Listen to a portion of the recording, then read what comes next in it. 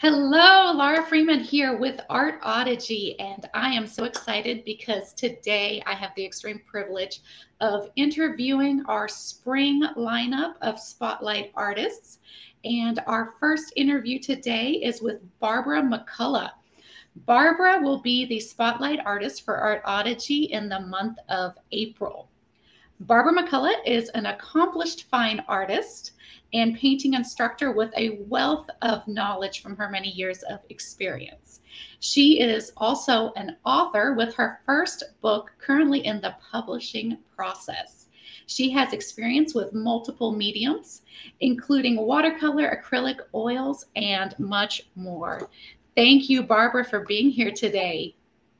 Oh, you're so welcome. I'm so happy to be here. So I love doing this. I love getting to interview artists and hear about their life and their experience. And so I wanted to ask you, please tell us about yourself and your experience as an artist. Okay. Well, for one, the first thing I will tell you is I'm old. I'm very, very, very old as dirt. But the good news is that means I have a lot of experience because if you took a look at my art life in two parts, I started right after high school as an illustrator, as a technical illustrator, doing a lot of contract work with NASA. And that came about, I know, that came about because how many 19-year-olds get a secret clearance? That's impressive. Pretty cool. So I started doing that work and I did it for 15 years. And that led into commercial work also. And I became an art director. I was a very high paid female professional artist in Phoenix, Arizona, 100 years ago. And then I wanted to make pottery. And so I moved to my home state of Montana and I lived on a mountain with horses and I made pottery. And then I wanted to paint because it was so beautiful. And I taught myself watercolor and I opened a gallery and had that for 7 years all by myself, 14 years total.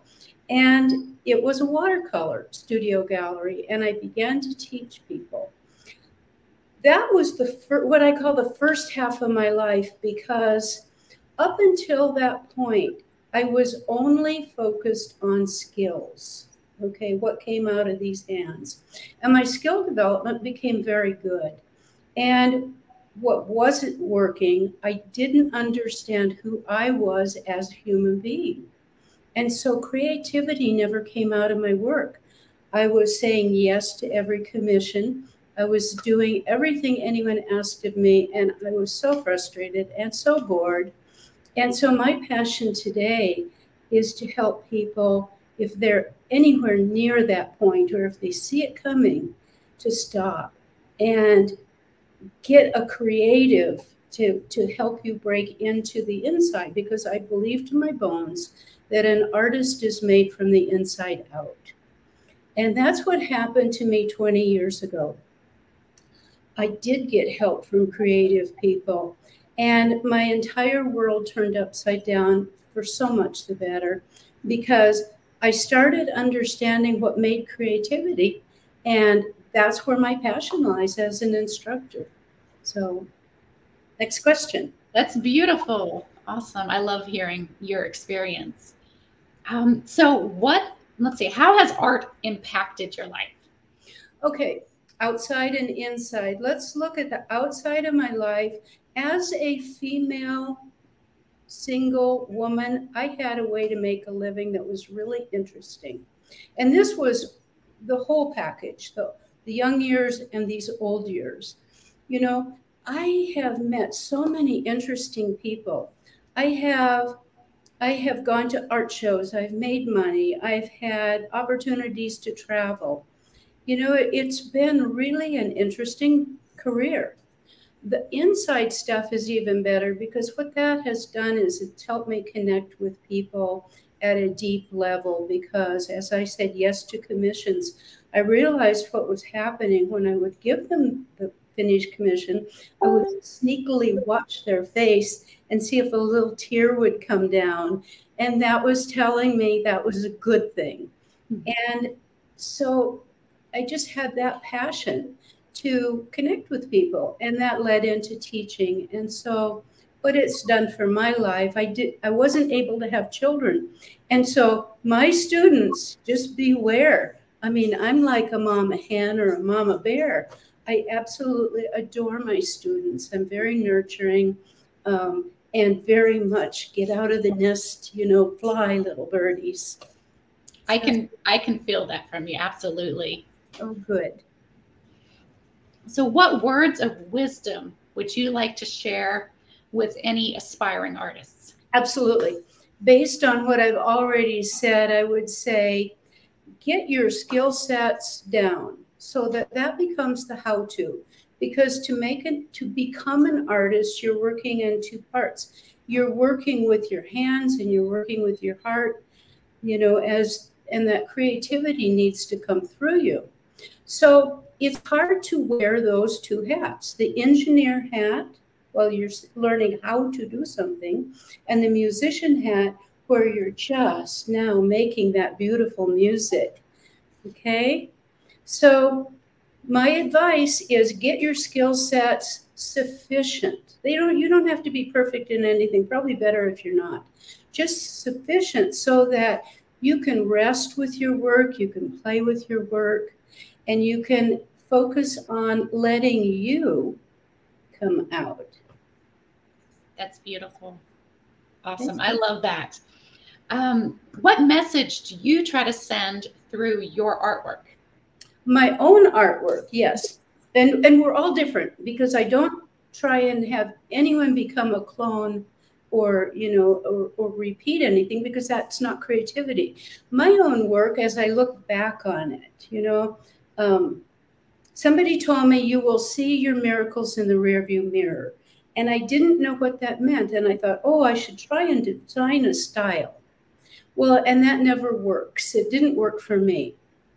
As I look back on my work, through whatever techniques I'm working in, whatever materials I'm working in, what I see are connectedness, and that because that's how I feel about people, and that's how I feel about life.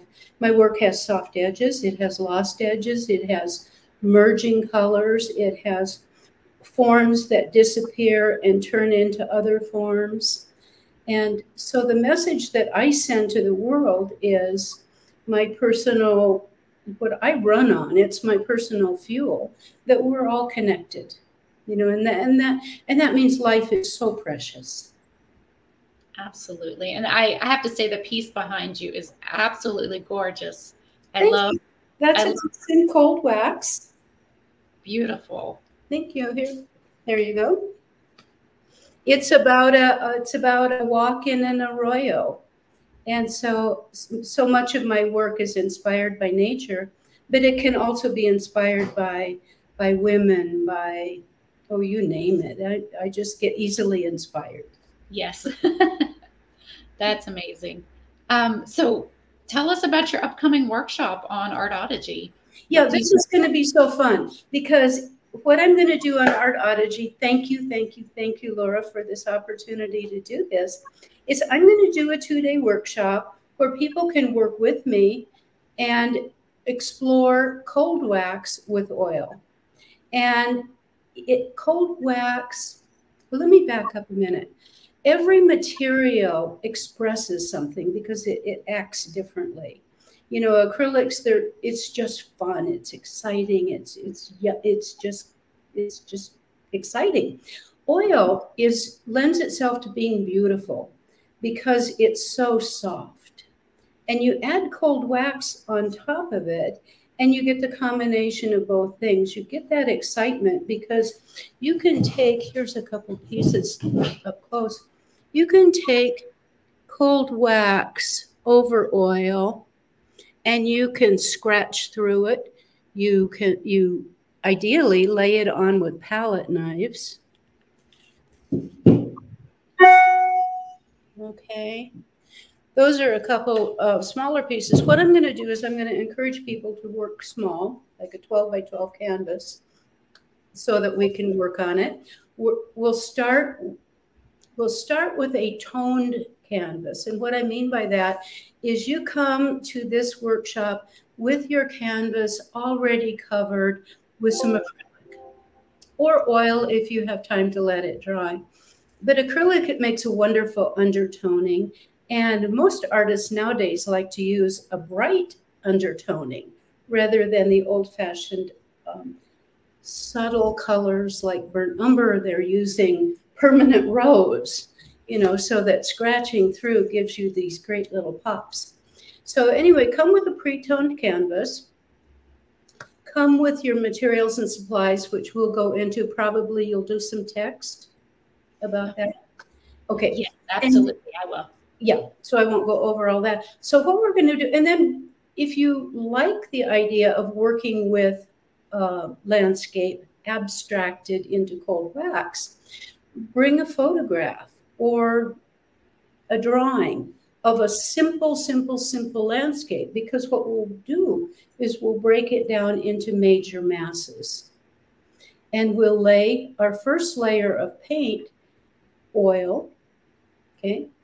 And on the palette, we'll work with a blob of cold wax that I'll show you how to use it so it's a little thinner. And we'll mix those together, and we will be using metal tools. Plastic's okay, but metal's wonderful because you won't ruin the hairs of your brushes. So the first layer of paint with your oil, where you block in some shapes, you can do that with your brushes, that's fine. And the next day, and then we'll cover it with cold wax and we'll make marks, and it will get more and more yummy because cold wax, it's buttery and smooth, and it just invites you to get into it and make marks. And the marks that you make reveal what's underneath. You can also come to the class with an acrylic on your canvas that's dry, make sure it's dry, and have it already blocked in as a simple landscape. And then we'll put oil and cold wax over that. So it's very easy to do. The thing to remember is you can't put acrylic on top of oil. Right. Dried acrylic, oil on top, piece of cake. Then the next day, what I want to help you with is to save some of those paintings. We all have about 20 paintings in the studio that we never want anyone to see. And so instead of unsold painting, I call them inventory. I call them possibilities. So we're going to pull up one of those pieces, and we will bring it up to a lovely restoration using oil and cold wax on top. And again, that can be an old acrylic painting. It can be a textured painting. It can be a collage. I'm excited. This sounds like such a fun workshop. And I know we got a comment from Jake saying that it sounds like a really good time. So yes, I'm excited. I can't wait. Okay, well, I'm so happy to expose anyone to it, because a lot of people will walk into a gallery and they go, ooh, that's something I might learn someday with a, ooh, it's really heavy duty. I want to show you how easy it is. I want to help give you one more skill for that toolkit of yours. Beautiful. And that's what we're looking for. We want to just keep adding to our skill set and our tool set. That brings me to another question. What's your favorite tool? Do you have? Yes, absolutely. My most favorite tool is curiosity and a sense of humor. I love it. I love it. Awesome. You never need cleaning. You can keep them with you all the time. Depending on what materials we're working in, and speaking with cold wax, what I will say is, here is these rubber shapers. This particular one has little marks at the edge, which are fun. Any tools? This is a cake frosting tool. Oh, wow. Okay. Yeah, talk about leaving smooth, especially if you're working on big pieces. The tool that I think is indispensable are two palette knives this size, small ones. And the reason that I like them is as I'm manipulating things on my palette, whether I'm making little blobs of paint or whether I'm blending things in, because it's small, it has strength. Okay, it doesn't have a lot of flexibility that the larger painting knives would have, like this. Okay. Okay. So Yeah. that just doesn't have the same strength as a little guy. So this measures about 1.25 inches. And I would say, you know, two of those will take you through watercolor, through oil, through acrylics, you know, anything. And again, because they're metal, they're really easy to clean. Perfect. So, Awesome. I love that little tip about it, you know, being more sturdy. Yeah. yeah. And so you can be fast with them. You can, you know, you just feel like one of those chefs on TV that does all of the chopping and stirring. It just works for you. Yeah. Awesome. Well, tell us about your book that's currently in publication, getting ready to come out. I'm excited for this. Right. I had taught workshops forever. And I moved to Santa Fe when my husband retired. And my dream was, great, you know, I'm in the city that we've been vacationing in forever. This is home now. And I'm going to have workshops where I can have a big studio and hug all of my students. Well, along comes the pandemic and that got scrapped. And so I said, well, I'm going to do it online. And I thought, well, that's pretty complex. It's going to take me a year to figure out how to do that. So I thought, I'm just going to start writing. And it just flowed from me. And so I wrote a book called The Unstoppable Artist. And what it is, it's what I teach people one-on-one. It's what I encourage people to get inside themselves, because that is where the artist is made. It's that inside work. And so what the book does is it goes through, I've got children's fables in there that I wrote for artists who might feel lost in the dark. I've got possibility projects, which I've been doing some of them in my Facebook group. And then it goes through getting rid of creative blocks. It goes into using your art for a higher purpose, because that really gets people ignited. And at the same time, so that's the first part of my book. The second part of my book is all skill sets. And it goes through drawing and watercolor and oil and composition and design and color, emotional color management and creativity of bringing everything together. So I think sounds amazing. And I can't wait. I'm going to jump in there and get it when it comes out, because I'm excited for it. Oh, thank you. Hopefully it'll be this year. It's in content editing, if anyone knows what that is. Someone out there is pulling their hair out, trying to make me understandable and say, if you take this and move it over here and you undo that sentence and wrap it around. So we're having a lot of fun. So. Awesome. Well, tell us more about your group now that you have. Right. In advance of the book, I was advised to start by the publishers to get myself out there as much as possible and build up an identity bigger than just the humans that I work with that are huggable. Get it out there so people can start seeing that I am a valid instructor. And so one of the suggestions was, why don't you get your Facebook group up and running before the book comes out? And so January, I launched it. And I'm going on the Facebook group on Monday with mindsets, going through the part 1 of the book, tidbits. It's impossible to do the whole thing, but giving people an idea of what's in there. Thursdays, I'm doing, again, tidbits of mindsets. Okay, awesome. Skill sets. So this is your free group, and people can come join it, right? Absolutely. Okay, and it's the Unstoppable Artist. That's right. Okay, so if you guys want to find it, you can go into groups and type in the Unstoppable Artist, and I'll put a link in the comments so people can just click that and go straight to your group.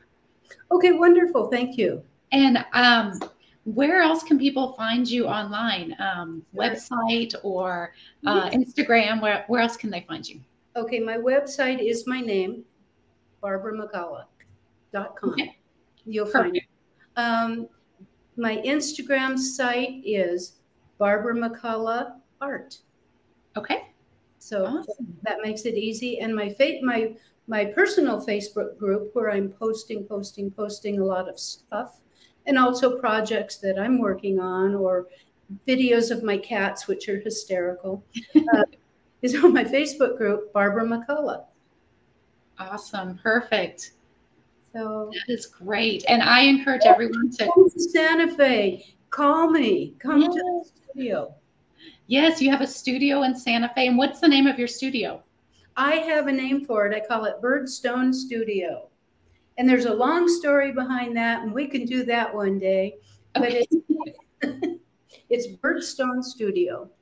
Perfect. Awesome. Well, I'm so excited, and I can't wait for your workshop on Artology. And if anybody out there is interested in this workshop and they want to jump in the membership, you can find Barbara's link on her website, and then I will drop it in the comments also. And her workshop is going to be in April, I believe. I don't know that I have the dates. April. The 12th and 13th. 12th and 13th. Okay, perfect. April 12th and 13th. And I'm so excited and blessed to have you come and teach on Artology. It's just going to be so much fun. And I've enjoyed getting to know you. And I love getting to talk to you and interview you. And I am so excited. Okay, one other thing for the students. When you come, be sure to dress in color harmony to what you intend to paint. No, I'm not joking. This is for real. And because our peripheral vision is so powerful that even when we can't see what we're wearing or on our hats, it will come into your work. So if you're in color harmony or in neutrals, you'll be fine. Okay. Awesome. I love it. Thank you so much, Barbara. You're very welcome. Thank you for being here. Oh, let me open it up and see if there are any questions from the viewers out there. Does anybody have any questions for Barbara? We've got a lot of comments. Jake says you're right. As far as the color, he wears a lot of black. So he gets a lot of black in his paintings. All right. Okay. Well, I'm excited, and I know that we've got a lot of artists that are excited to learn from you, and the cold wax and oil is just going to be such a great medium to explore together. Okay. Well, thank you, Laura. And thank you, Barbara. If you have any questions for me, you can contact me through any of that. You can contact Laura, and she will pass it on to me. So awesome. Thank you so much. I just want to be as helpful as I can. Yes, yes, absolutely. I'm so grateful. Thank you, Barbara. You're welcome. Thank you. All right. Once again, Barbara McCulloch, and go follow her on Instagram and Facebook, and join her group, The Unstoppable Artist. That's right. All right. Bye, Barbara. Bye-bye, Laura. Bye, everyone.